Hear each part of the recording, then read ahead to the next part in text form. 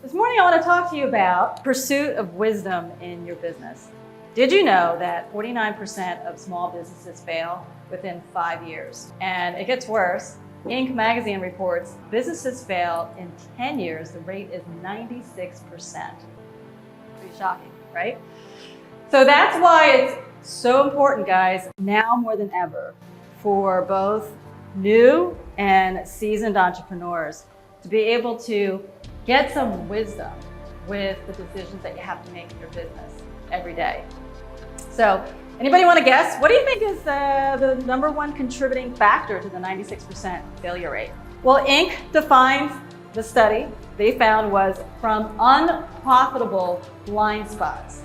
Okay, so you don't know what you don't know because you're too close to your business.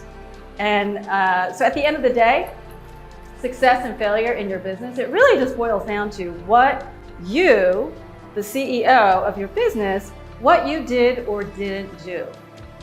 And so the same study, Inc. also found the second biggest contributing factor to that 96% failure rate was due to mistakes and missteps. So in other words, poor decisions. The decisions that we make today will determine the story that you get to tell tomorrow. We've all made good and bad decisions in our lives. You know, I mean, how many of you have ever shared, right?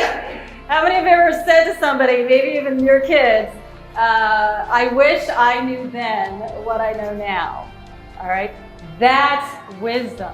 There's a famous proverb in the Bible. It says, walk with the wise and become wise. The companion of fools suffer harm. So I really love this imagery, walk with the wise, because it's not the same as go ask a wise person for advice. Walking with the wise, there's a difference. It means that you're doing life together, that you are plugged in with a core group of other like-minded entrepreneurs who are meeting on a regular basis to consistently walk with you and help you in your business. And so I will say, so while reading, leadership books is good, taking a sales course is good, going to industry conferences, it's all good. It's just not enough to be able to deal with the daily challenges that you deal in your business that pull you in so many different directions. As the CEO of your business, you've been gifted with your own unique superpower. But I want you to imagine how much faster your business could grow if you could tap into the powerful force of 6 to 12 other superheroes in business. All right? That's the power of belonging to a peer advisory mastermind group. Napoleon Hill, in his famous book, Think and Grow Rich, he talks about the power of mastermind groups. In fact, Andrew Carnegie attributed his whole empire to his mastermind group. So I want to explain to you, what is a peer advisory mastermind group? Why are they so powerful? How do they work? And what to look for? All right, so what it is basically, it's a group of 6 to 12 business owners. It's a confidential group of non-competing businesses who meet on a regular basis, like at least once a month, for the sole purpose of helping one another be able to tackle your biggest challenges and help you achieve your business goals. Now, I facilitate 3 different groups. I have a 7-figure CEO group, and that's for businesses doing between 1 to 10 million a year. Businesses under $1 million, they're in my 6-figure entrepreneur group.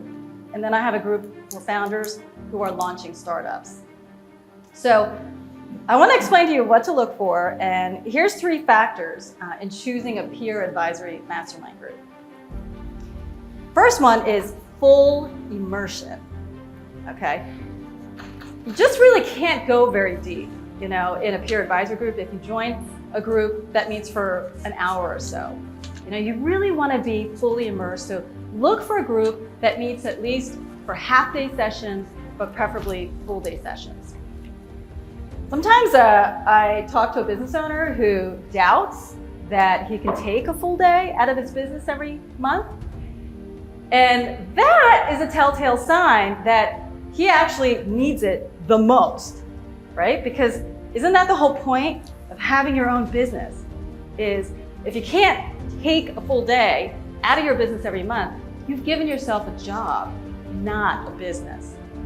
And so to that person, I would say, you know what, 100% of the time, an entrepreneur who invests into being in the right peer advisory group, the breakthroughs that they receive from that session each month saves them hundreds of hours of just going in the wrong direction, in their business. All right, so the second factor to look for in a peer advisory group is accountability. All right, we've all made to-do lists, haven't we, that we didn't follow through on. And the thing is, that's the double-edged sword of being your own boss, right? You don't have anyone holding you accountable. And so in a peer advisory group, you've got peer pressure of a group of people who are there to encourage you and keep you accountable to actually following through on the key result areas that you need to work on in your business. All right, so accountability we talked about. We talked about the first factor, which was full immersion. Coaching is a third factor you want to look for. So a lot of mastermind groups include one-to-one coaching as a part of the mastermind group. And so what you want to look for is a lot of facilitators come from a corporate background, right? And when you're an SMB, you don't solve the challenges that happen for small, medium-sized businesses the same way that you would solve them inside an enterprise-sized company. So you want to look for a facilitator who comes from a successful entrepreneur background. So somebody who's had the same challenges in a similar sized company. So that's coaching. So otherwise, if you don't have that, it's kind of like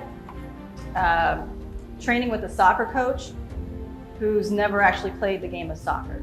So I can't emphasize that enough. So essentially, that's what a peer advisory mastermind group is.